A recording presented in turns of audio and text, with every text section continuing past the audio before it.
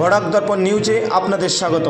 Kalain knockout football টুর্নামেন্টে আজ হিলড়া মাঠে আফতাবউদ্দিন ফ্যান্স ক্লাব আলগাপুরকে হারিয়ে ফাইনালে প্রবেশ করল BP modern sporting club. Match সেরা হয়েছেন বিপি মডার্নের গোলরক্ষক।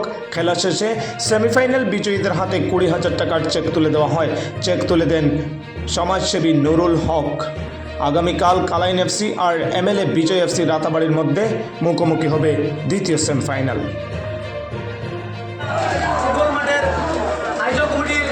সবাইকে আমার বিপি মডার্ন স্পোর্টিং ক্লাবের পক্ষ থেকে অসংখ্য ধন্যবাদ জানাই। কারণ এই মাঠে যে অত বড় একটা টুর্নামেন্ট হচ্ছে, এই টুর্নামেন্টের মধ্যে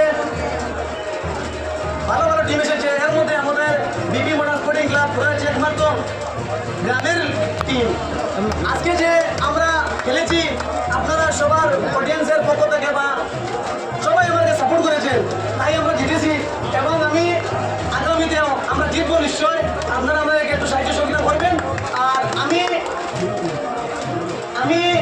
আমাদের বিপি মডার্ন স্পোর্টিং ক্লাবের পক্ষ থেকে আমি বিশেষভাবে অসংখ্য ধন্যবাদ জানাই আমার নুরুল হক আঙ্কুলকে। কেননা উনি যে হিসাবে